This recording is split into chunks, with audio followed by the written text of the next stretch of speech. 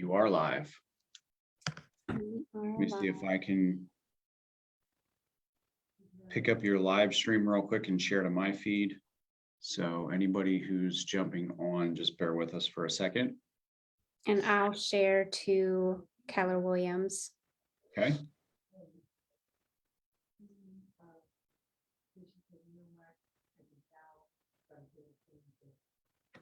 All right, perfect. Once I see it live on Keller Williams of Central PA, I'll share it to my page as well.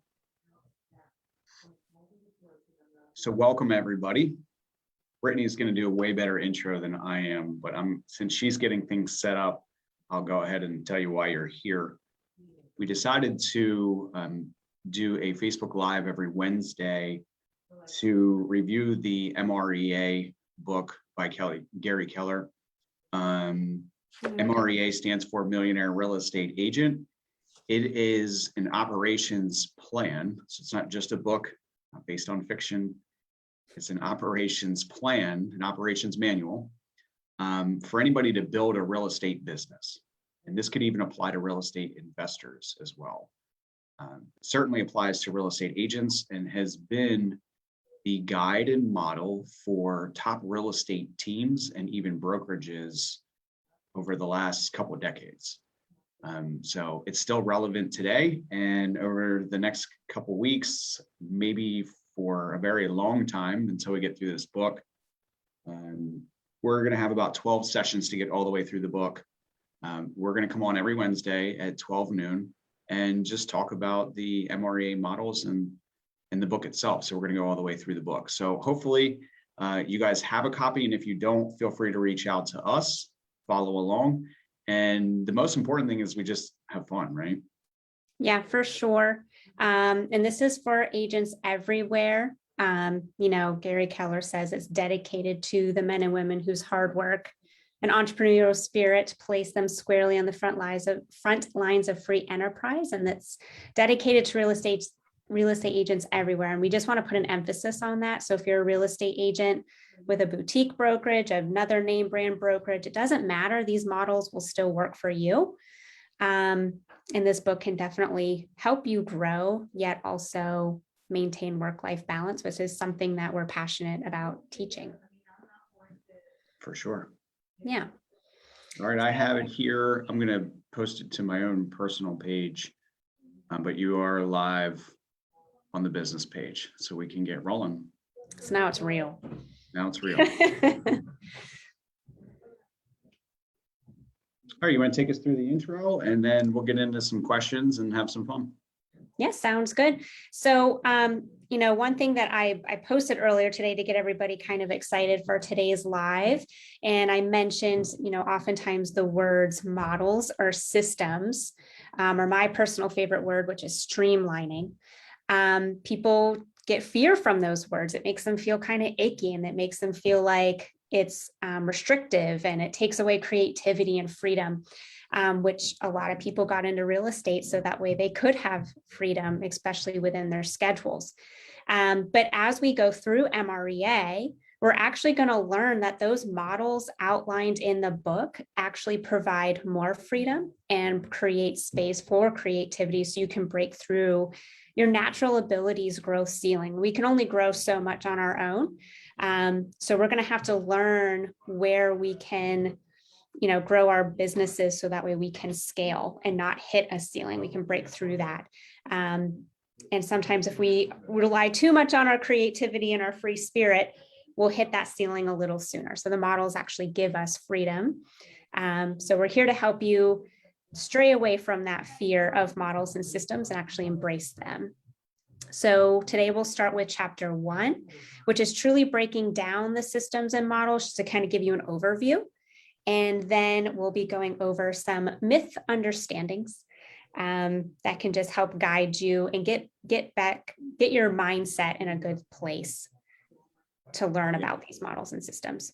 Yeah, I think Napoleon Hill said, and was probably said by several people, but believe, conceive, and you will achieve, right? So it starts with the belief, then you have to actually have the conception or plan, design, ideas, alongside of the belief, and then you can achieve anything, to put it in its simplest form.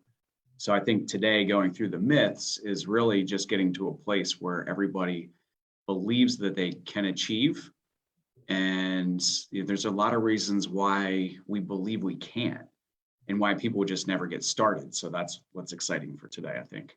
Yeah, for sure. Fear oftentimes it holds us back. And if we just educate ourselves, we can actually remove that fear and then allow ourselves to do what we once thought was, unthinkable, undoable, crazy. Yeah, what once was a crazy idea, when you put it into a model, becomes a little more realistic, and you back it up with systems, now it's manageable. Yes. And that actually leads us to our first question, just to kind of get us kicked off here, to get us through this chapter. People have lived before us and they've left clues of success, right? Success leaves clues. So how can we learn from successful people, their journey, before starting over on our own, before we try to reinvent the wheel, as they say? It's a really big question. It is a big question. And I definitely wasn't planning on being on the spot this early. I like to just get right into it. All right, let's go. Let's rip this Band-Aid off. So how do we learn from others who have done it before? One, you have to be open to it, right? So first, you have to be open to learning. You have to have a learning-based mindset. So I think oftentimes, folks may think that they already know what it takes, and we have to be humble and recognize that in order for us to break through a ceiling or get to a level of success that we're trying to attain, that we don't know everything it's going to take to get there. So be humble, open mindset. What do you think? I have several others, but I'll check back in with you first. I definitely like the learning based and the being humble, because I think sometimes we can get in our own way when we think that we know everything. I can't tell you how oftentimes I've heard, I don't need training. I've been in the business 20 years. And what I love a lot about working in the office is it's amazing what little tidbits you can pick up from people. Just having conversations with them and shadowing others, you might pick up bits and pieces that you wouldn't have thought of before. So I definitely appreciate that, just because I know everybody runs their business, maybe even if they're on the same model, it's still going to be different because of their personalities and their traits. So you can always pick up even the smallest nugget that can make a huge change in your business. So I love that. And I would also say, how's the best way for me to put it? Well, I was thinking on top of what you said really is, so I was thinking first you have to find them. Once you're open-minded, then you go find them. And what you're saying is, hey, I pick up pieces while I'm at the office. That's engagement. Yes. Right? Like you have to engage in the folks. So many times people, they'll get past they're open-minded. Then they find the right people to mentor. And then once they get the mentor, they'll take a class, learn it, and then not really engage with the mentor. Right. So I think that's something we can add to what you said, where at the office, any office for that matter, when you're engaging with people who know the way, the chances of you modeling their success are a lot greater than if you're just to take the information that they have and learn it and then try to use it yourself. The engagement is a large part of you modeling their success. Yeah, I agree. I think what's the saying? If you want to be successful, you need to hang around successful people. If you want to be rich, hang out with rich people. Right. And it's probably that, it's the engagement. Yeah. It's much better than just solely picking up a book and trying to follow the systems, which is better than nothing. That's true. But engaging with team leaders, learning from them. And so many are actually very willing to share. Dave Hook, for example, I know he would sit with anybody who had questions on wanting to grow a team. And, you can definitely find people who you might want to model your business after. And I think you'd be surprised if you just ask the question, how willing to share they would be. Yeah. Anything else to add there? No, I think that was great. Being learning is so important. I would add just one more thing. So, we're kind of stepping this out. First, you have to find the mentors, right? Yeah. Then you have to, obviously look at what they're doing, engage with them as leaders rather than just simply learning and tucking it away somewhere or taking the written information and going and doing it. You have to engage with those mentors. I think there's an important piece that I don't want to leave out, and that's you have to make it your own. So the original question was, how do you model the success of others? The key word there is model, right? You're not going to do it exactly like they did it. You're not them, they're not you. You need to make it your own model, which I think is a good segue into a lot of these other questions about models and myths. We have myths because we think that we can't, but there's a model for it, which allows us to go do it. The key part in all this, before we get into all of those conversations, is that you do have to make this your own. And that's kind of the beauty and fun of all of this, is that you get to make it your own thing.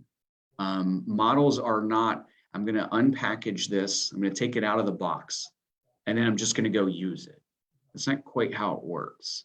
It can, and it will sometimes, but what's in your best interest and what works best is if you fit it to you, your needs, and your design of your life and your design of your business. So I think I would add the last part in our book review, our chapter review. If you're going to model the success of others, make sure that you understand it's a model that you'll make your own. I love that. The analogy that I kept thinking about in my head is like new builds, right? Like, so you can go to a contractor and a development and they have models, usually like 5 or 6 standard popular models, and you get to pick one, but that's just your framework. They have a bunch of suggestions, and yet there's a lot of things that you can customize. Some are bigger than others, but it could be as small as, changing the color of the countertops or the backsplashes. And I think the models in MREA teach you that. And that's why we mentioned earlier that it actually, following models gives you space for creativity. So that way you kind of plug and play. Right. So that it fits your life, your family, your business, your ideals, your big why. Right. Yeah, I love that. That's perfect. Yes. So I have something for you. Here's a quick picture of you for your mind. Okay. How many people do we train here? We train a lot of people, Mm-hmm. right? Could you imagine trying to get everybody to do the exact same thing, the exact same way, and use the exact same model? No. Not even 2 people. No. Not at all. So, hey, what we love about what we do is that we get to empower people to do it their way. Right. Everything that we teach is best practices. This isn't, a black and white system. So really enjoy that. And it's fun to get to shape it a different way for everybody. And apologize, my screen keeps bouncing here. But yeah, it's fun to sit down and help empower people and lead them through making it their own. Yep. Seeing how they put their own spin on it. And that's what makes them unique and their unique value propositions, because there's no 2 exact same people.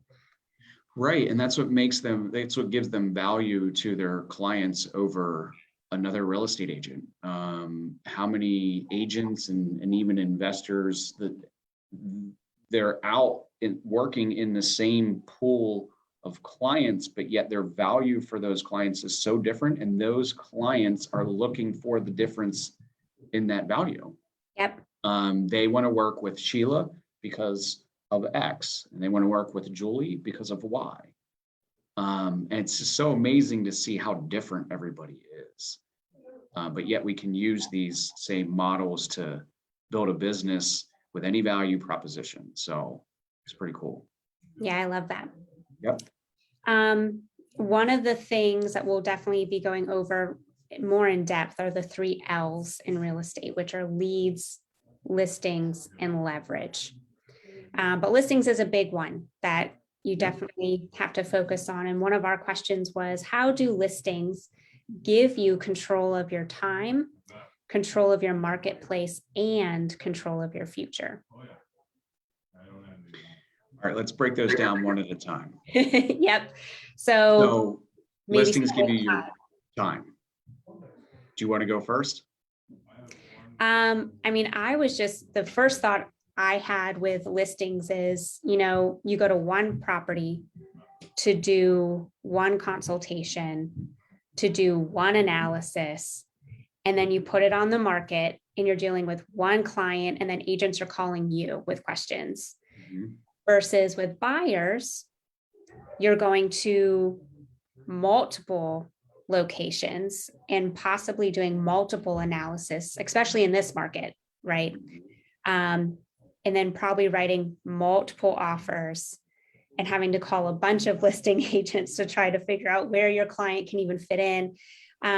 So right there, I just feel like you have a lot more control of your time, just by the amount of time you have to spend on each client, and as well as driving around. And then in this market, there's only so much availability to see homes. So it's a little harder to control your time when you're also dealing with buyers' schedules and listing schedules. When are they available to be seen?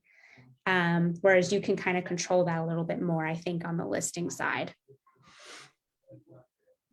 Yeah, so I think I would totally agree with all of that. Just from so when I look at operations from, let's say the bottom up, you have tasks, then you have roles, then you have functions, then, with functions, you have interdepartment communication. Above functions, you have these departments and leaders, and then C-level leaders and so on. I just had to explain that so that people could see my perspective on this. The amount of time and workload, I'm backing you up on this. Yep. The amount of time and workload, it's just hours in a day.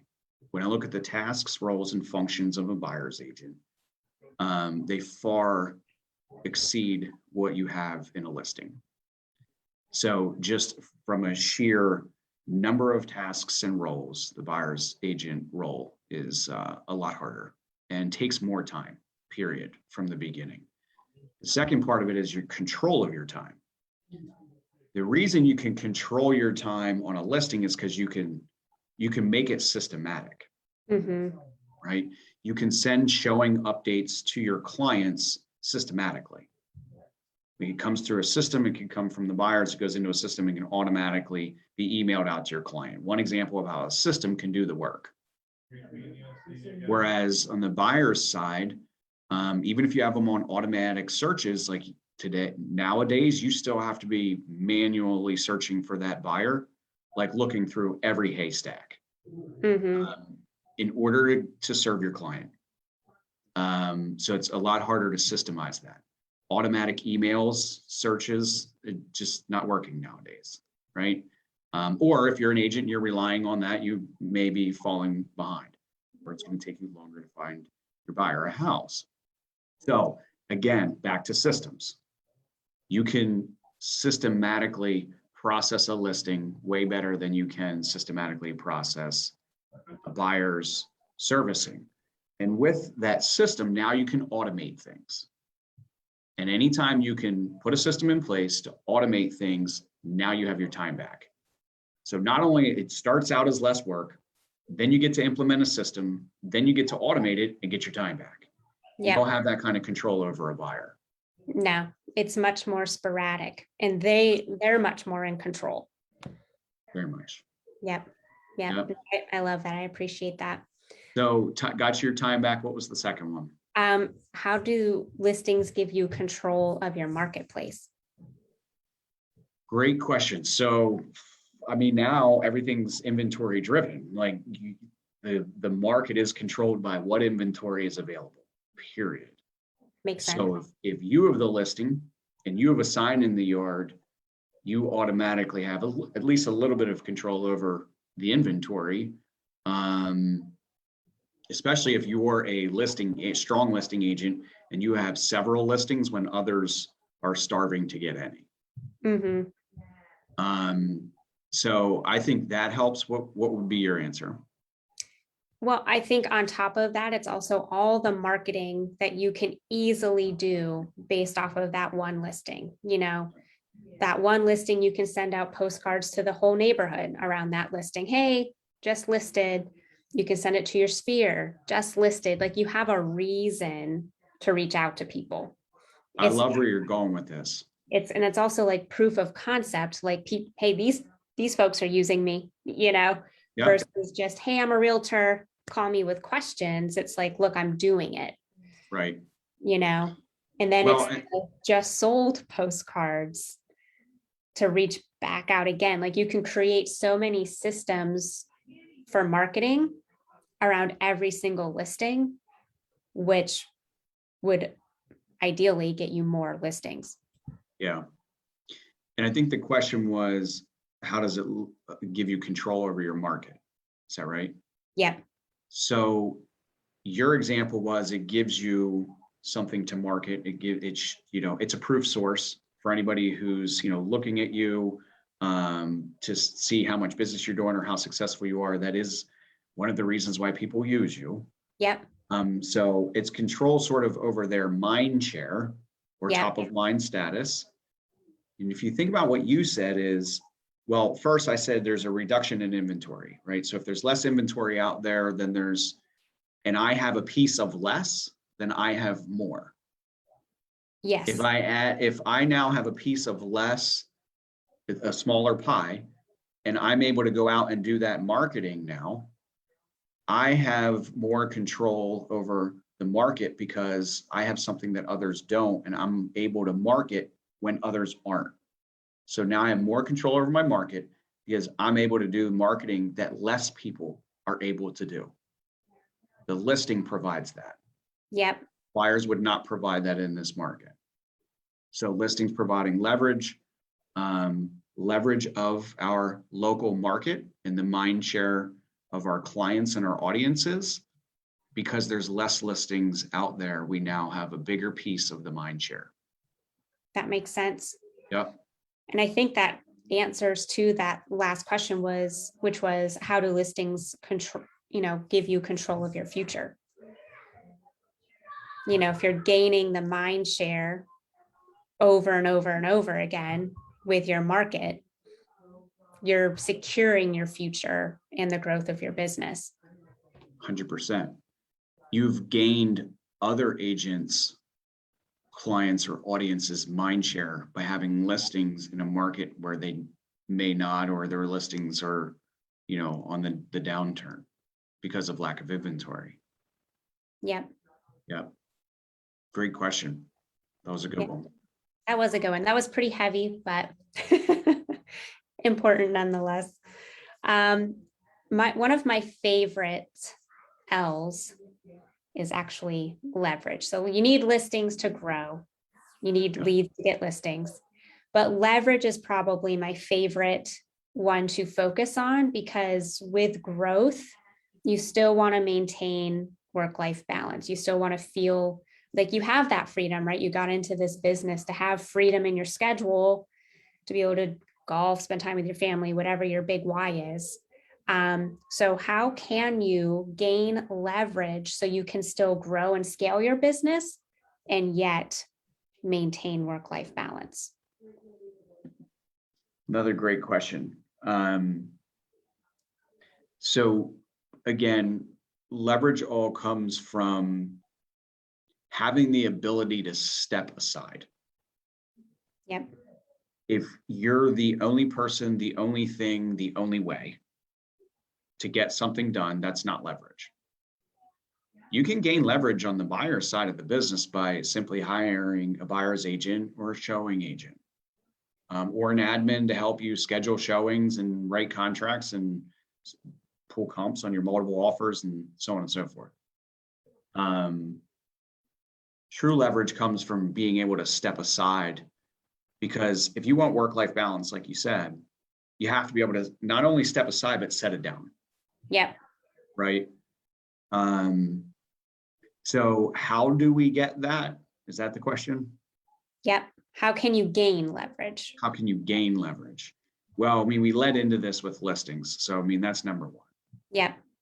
The listings, because of being able to put systems in place, because of being able to automate, because of less workload, automatically gives you leverage. To springboard off of that, you leverage your listings for your marketing. We're in one of the few industries where you can use what you're selling to go out and generate more business, more leads, more buyers, more sellers, because of the marketing you're doing to try to sell that one product. Yep. So the marketing on top of those listings is leverage, because you're not paying for additional marketing to generate new business. You're paying to sell something, which as a cost of sale, and marketing goes on the sale of that property, and you're gaining business from it. That's leverage. Yep. Because you're using one thing to get another. Does that make sense? Yeah. Yeah. No, I never put it that way. So I think that's huge in leverage, because let's say, I go out and I list 10 homes. That's 10 pieces of marketing now, that 10 products we can go out and market and generate a ton of more business off of. In the absence of that, I have to go out and find 10 more pieces of business without a property to market, which is probably about 10 times more expensive. I mean, that's a real number. Yeah. And then when I get the leads in, they're going to be probably somewhere in the ballpark of 20 to 30% less qualified. And what I mean by that is they're not going to be as serious. They're not going to have to move as soon. Their wants and needs aren't going to be as great as somebody who actually calls off of a property for sale. Right. So to me, that's leverage alongside of the systems and processes. I just didn't want to give that as the boring answer. We gave that 3 times already. Right. But it's the springboard of using your product to market it as additional leverage to get more business in without spending a lot more money. No, I love that. I never even thought about marketing as leverage, but you're right. And we haven't talked about people leverage. I would throw that in here too. Oh, for sure. For sure. We're gonna get to a lot of that. Yeah, we'll have to, I mean, we'll definitely be diving deeper into that later. What would you say? I think too, leverage allows you to do the things that you love and are really great at. And you can give the things that you don't like to other people. That's leverage. And this is not real estate related, but I think a lot of people can relate to it. I bought a Roomba, right? And don't get me wrong, I love to clean, but I was running out of time to clean, but I love a clean house. So I bought a Roomba. I can leave for work in the morning, and I named her Cinderella. So I tell Cinderella what rooms I want her to vacuum that day. And I come home and my house is clean. Okay. So I got to go do the thing that I had to do, which was go to work, because I got to bring home the money. I love my career. So I got to do what I love, but then I got to come home to what I love, which is a clean house, but I didn't have to vacuum. So that's the example. Yeah, that's just what I love about leverage, is you can give the things that you don't have time to do or you don't like to do to something else. And there's tons of leverage opportunities in real estate, whether it's admins, transaction coordinators, showing assistants. Technology is a really easy one. Yeah. To start with, if you're a solo agent and you're maybe thinking about growing a team, having a solid technology system that can automate and make your systems easier and take some of those things off your plate. Yeah. Yeah. And what's really cool is, we're going to talk about myths in a bit. Yeah. And the myths are I don't believe, I can't, I'm not sure, et cetera. Right. Yeah. Well, where does that show up mostly? Does it show up in leads, listings, leverage? It's like when people have to hire somebody or delegate something, that's where the myths creep in. They're like, I want control, or I'm not a good manager. Is that they hear that all the time. Yeah. I don't want to manage people. I don't want to delegate things. Like that's where I can't delegate things is how it shows Right. up. No one can do it as good as me. Yeah. So I'm looking forward to getting to that point where we can start peeling back some of those layers too. Yeah. Yeah. Which is next. Yeah, because that's the hardest part of leverage. The hardest part of leverage is trusting that it's going to get done. Letting go. Letting go. Yep. Yeah. Letting go. And once again, if you have a couple different ways you can do this, Susie, could you help me do these 3 things today? And you give Susie the 3 things.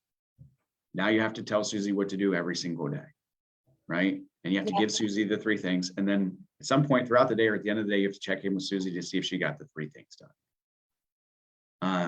That's what most people are afraid of, because then they say, well, that takes up my time. I might as well just go do it myself. Yep. I might run on this question for the rest of the hour. That's okay. No, It's a good I'm kidding. question. I'll try not to. So stop me if I go too long.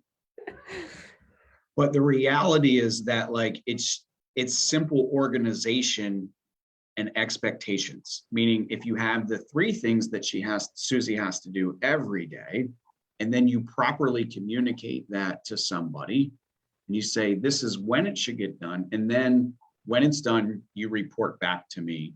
So I don't have to come check in on you. I don't want to micromanage you anyway. So it'd be great if we just had this report when your things are done, and I don't have to come check in on you, and I'll just get a report. And then, we'll talk about things that go wrong while you're doing it instead of me coming just to check to see if you did.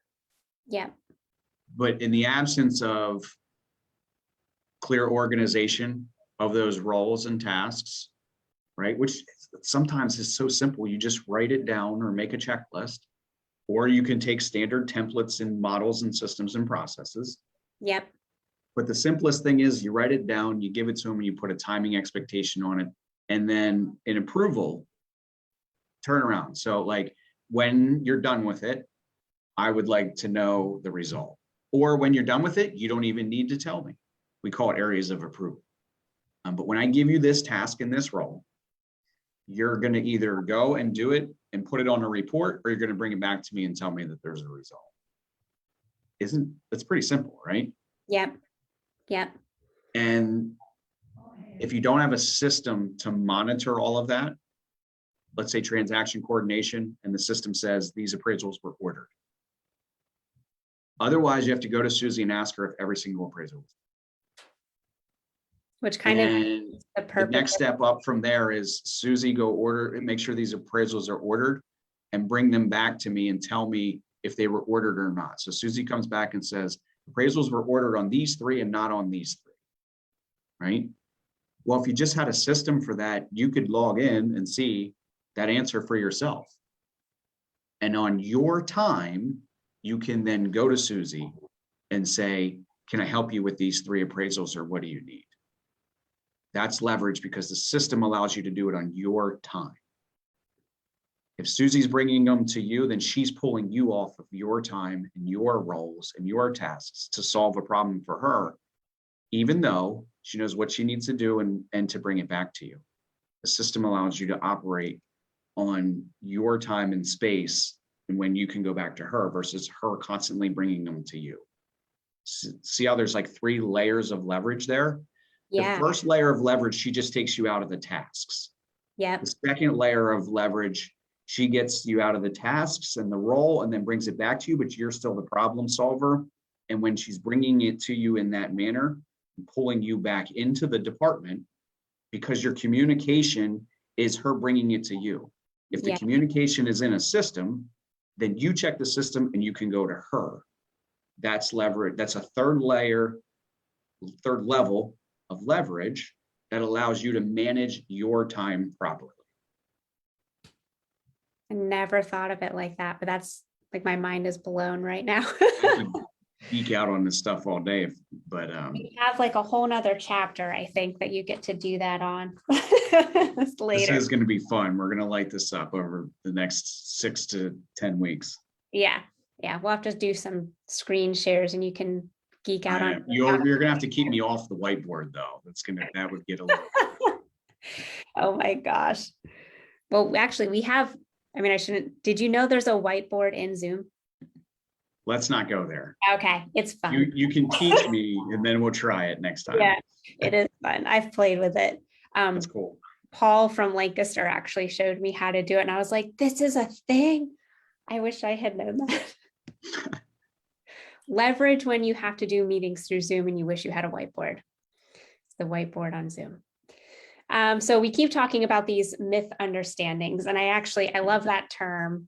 And so Gary Keller outlined 6 myth understandings as to why people don't allow themselves to grow. Like they hit this ceiling and they just tell themselves, this is it. I can't grow a team. I can't utilize, leads, listings, and leverage to help scale my business because of these 6 top reasons. So Anthony, do you want me to just list the myths and then ask you some questions around them, or how would you like me to go about that? We're at 12:42 for time. Yeah, let's just list them and then we'll go through some of the questions rather than go through each myth one by one. Sounds good. So we have myth number 1 is I can't do it. Myth number 2 is it can't be done in my market. Myth number 3 is it would be too much time and effort. I hear that one constantly. Myth number 4 is it's too risky. Myth number 5, my clients will only work with me, only I can deliver quality service. And then myth number 6 is having a goal and not fully realizing it's a negative thing. So the questions I have around these are, how can you examine your beliefs to search for truth and abandon your myths or your fears? Well, first, let's be honest, like abandoning your fears is not easy. No. So, and I know, you've seen several of our trainings and we're always starting with mindset. Mm-hmm. You could have a room full of people who are extremely successful. They're doing over $350,000 a year in gross commissions income. And everybody who's in there still has some kind of fear or doubt in their mind about how to grow, what to do next, or that they can get to the next level. That's a ceiling, right? Yep. And it'd be cool to have the graphic up here, but let's put it this way. If you don't break through the mindset ceiling, then you can't get to the achievement level. Once you start achieving, let's say that agent, for instance, or the team that's at 350,000 in GCI to 500,000 in GCI, they're in the achievement zone. They have a ceiling too. So these fears and doubts are not just simply for people starting out. I have them, you have them. Oh, for sure. And then the thing is, you have to constantly evaluate your own beliefs and know that there's a ceiling coming if it's not there already. Right? Yeah. And the first way you know you're at a ceiling is fear and doubt. Right? So yeah. You have it, if you just feel that creeping in, you're already at a ceiling. It's done. If you feel the fear, your ceiling's there.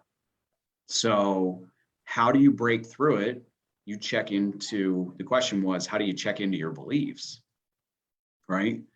The belief that you can achieve anything, the belief that you can break through that ceiling. I think it starts with your big why. Like, what is your purpose? Is your purpose big enough to break through that ceiling? So when I hit a ceiling as a single agent and I hire my first assistant and it doesn't work out, I'm going to now believe that I can't do it moving forward, right? Or I put excuses and blame somewhere instead of, checking into my own beliefs and, myself first. So moving forward, I have to eliminate that ceiling or just believe that I can long enough till I achieve a successful first hire, and then I break through the ceiling of believing. Okay. But all the training tells us we have to believe first, because we do. Yeah. Or you'll to start with continue to hit mindset. setback after setback.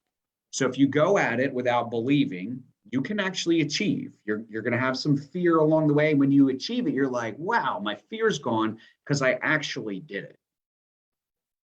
Now, so you can do that, Yep. or you can just get your belief straight from the beginning. And if you truly believe it, then you know that you're going to achieve it. And again, I'm not trying to sound cliche, but you will. It's so many people have. I have, you have, many others out there have. When I say have, we've broken through the mindset ceiling that something's too big for us to accomplish. Yep. Can't do it. Yep. We've broken through the ceiling of fear. So the mindset ceiling is holding us back because we're fearful of something. What if it doesn't work out? What if it's too risky? You read the myths there. What if I can't? And then, some of that again just comes down to just believing in yourself. So it's funny because I think it was just last night, I put a Facebook post up. Like, most times people just need somebody to believe in them. Yes. And that gets them past. Yeah, the reason they're saying I can't do it is because nobody believes in them. They're saying I can't because they're going to their family members and their family members are telling them that they can't. Their husband or their wife is telling them that they can't, right? Their best friends are like, haven't you tried that before? How did that work out for you? Right? Yep. So, a lot of times people just need somebody to believe in them. Be around people who believe in you. So I know I'm still only on the first part of the question, which was, how do you check into your beliefs? Well, the first thing you need to do is check into people who believe in you. Check with them. Don't check with people who don't believe in you. They're the wrong people to check with. Right. Don't check in with somebody who's always negative or a pessimist. Like, right. You got to be positive people. It's good sometimes for people to put, like, my wife is my sounding board and God bless her. Like, she keeps me in check. And anytime I have something like this where, maybe it's an achievement or a belief ceiling, I'll check in with her, right? But it's not her job or responsibility to manage my mindset ceiling. That's my beliefs. I have to own those, right? So the second place I would check in for beliefs is just myself. What are my fears? What do I need to get over? And if I'm after a goal and I have a fear of that goal, it's my responsibility to remove that fear. It's my responsibility to dig down deep, find where that fear came from. That fear is a belief. It's just not a positive one. And it's not a fact. No, it's not a fact. False, help me out here. Fear. False something appearing real. Oh, false evidence. False evidence appearing real. Yeah, I like that. Not real. It's not a fact. False evidence. Right? Yeah. But it's there. It's rooted in there for a reason. You have to find that reason and remove it. Right? So check in with people who believe in you. They give you a boost. Check in with your own fears. And then the last part I would just say for, belief is going back to the systems and the models. If others have done it before, so can you. Nobody's out here trying to be Jeff Bezos, right? Right. No, people have all done this before. Right. So if you believe so if other people believe in you and you believe in yourself by removing the fears and saying, I have this big why, I have to drive after it. I'm going to use my big why to have the greatest impact I can on other people. I'm going to, in order for me to do that, I have to remove my fears. Find my why, remove my fear, and then finally look at what other people have done. if they did it, I can do it too. You know, one thing that drives me crazy is when somebody, let's say they're hiring for a team or something, and they say, well, that person's not a fit because they've never done it before. We've all had a first day. We've all had a, thank Yeah. you, Brittany. Okay, Yeah. I'll let you take it from here. Yeah. No, I hear that all the time. I feel like I can teach anybody to do anything. If they Yeah. have the will to succeed, they have the will to do it, we can teach skill. Yeah. Right? If they have the want and desire above and beyond, what needs to be done, they're going to do it. And they're going to figure out how to do it. So Yeah. how do you think you check into your beliefs to get over these myths? Yeah. So besides all of that, which was super great, I would say there's training for that. So we talked earlier about being learning. We have, just for example, like we're doing 6 personal perspective series. So once a month, shameless plug, but we're doing it because we know people have these misunderstandings and these mindsets that are disabling them from success. So there's training to help, because you've learned the fear. Now you have to unlearn the fear, and that can take training and practice. I would say affirmations, you have to tell it to yourself every day, write it down. I think having a positive mindset and believing in yourself also comes from having a positive mindset. So if you wake up every day and you're negative and you can't find anything good going on in your world, well, are you going to be positive about yourself? Probably not. But if you're like, man, today's a great day, the sun's out, I'm blessed, I have, roof over my head, and I'm going to kill it today. Like, it just, positivity is contagious, even if it's just within yourself. So I think practicing, going to trainings, practicing positivity and affirmations are huge. And I always compare it to like health and exercise, because I think that's something everybody can easily relate to. You have to make it baby steps. So it's smaller chunks. But then once you start seeing the positive results that come from it, you'll want to do more and more and more. So like eating healthy, and you start to see the scale go in the direction that you want it to, whether it's to lose weight or to gain weight, muscle. Once you start seeing those little results, then you'll start to believe in yourself more, and you'll start feeling more comfortable to take on the bigger pieces of the model or the system or the diet plan, if you will. So true. Yeah. Yeah, the training's the plan, right? Like oftentimes people are able to remove their fear once they see the step-by-step plan. Yeah. Like, oh, that's not so bad. Right. They're like, oh, wait, I could do that. I could start here and work my way, through the system. And I think sometimes too, figuring out your big why can actually be harder than what you think. Like I used to tell people all the time, like, oh, well, financial freedom. Well, that was almost too broad, So then why is financial freedom important to me? Well, because I don't want my kids to, go to college and start their adult lives out in debt. And I want them to be able to start their adult life being able to invest. And I want to be able to give them that first couple $1,000s and be able to teach them how to invest. So my big why got more focused, and training is what helped me peel back those layers and really find the big why that I could be focused on and set real goals around, versus just having something super broad like financial freedom. Right. Yeah. And I think a lot of times going back to just customizing it, right? Yeah. What does financial freedom mean? Something different to so many people. Oh, yeah. So, which means they're all going to have their own myths about it as well. Yeah. I love that. So how can you apply yourself differently to meet your big dreams without more time and effort? Apply yourself differently. All right. So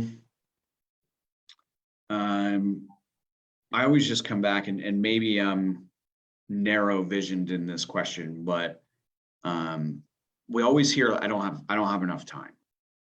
Yes. Right? I don't know if that's in your myths, but one of the reasons I can't do it is because I don't have enough time. And we teach time management here and time blocking and we take people who are working second job or first jobs, and this is their second job, and help them figure out how to make this a second income and then eventually get out of the first job. And it takes a lot of effort. It all boils down to time. We all have time if we manage it correctly.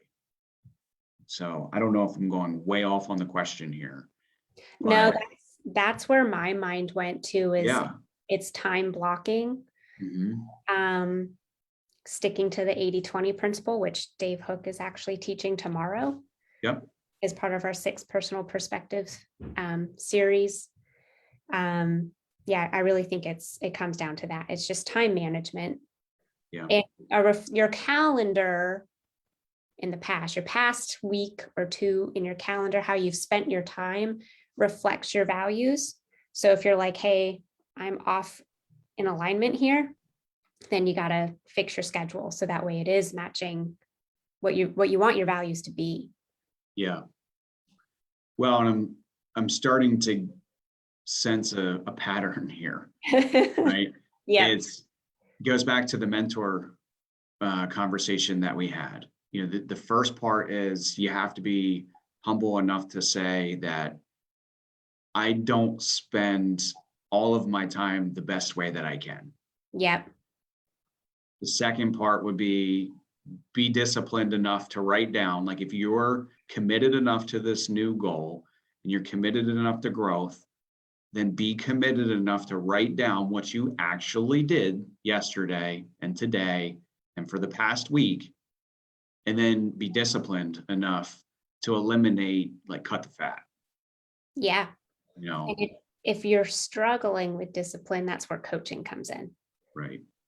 Yeah. And then back to the mentorship conversation, like you want to find somebody else who's doing what you're doing and how do they manage their time? Mm-hmm. And if they're a complete wreck, you don't want to follow them. You want to follow somebody. So it's funny because I talked to an agent the other day and she said to me, it's somebody that you're going to meet with, is she said, well, I want to grow, but I don't want to grow at the sacrifice of my family and my time. And one of the things that bothered her the most was that, she finally grew her business to the point where she's at a ceiling. And the last vacation that she took, she had to work the whole vacation. And she said, I never had to do that in the past. It just means my business is growing too big for me. So, going back to my point,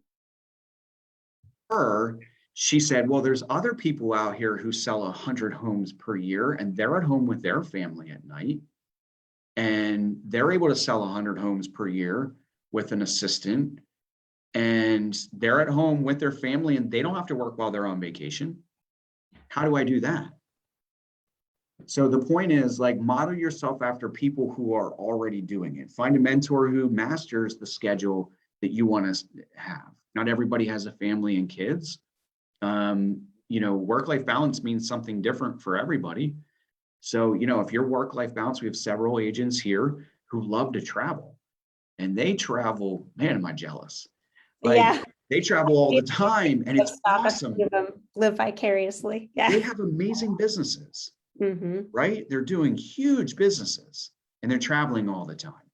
So if that's your goal, that's the person you want to mentor. That's the person whose schedule or time management you want to look at.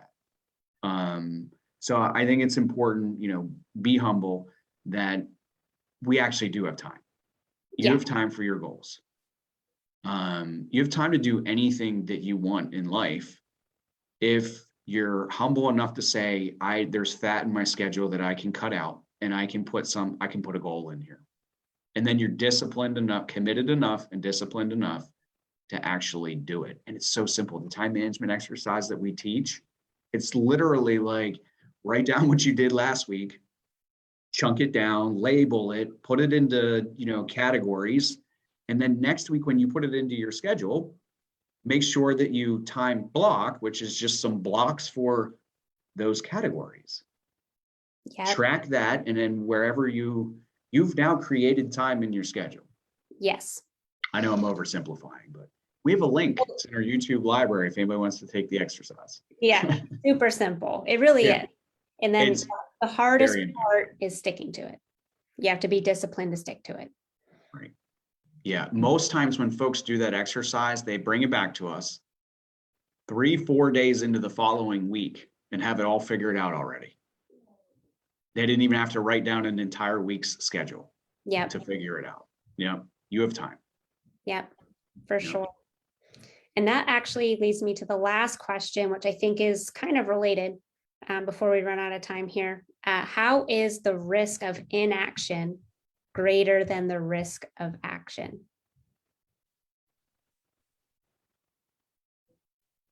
So the risk of doing nothing at all is actually riskier than the risk of taking action. Because a lot of times people are so afraid to take the step forward, the leap forward, because they're all of their myth understandings.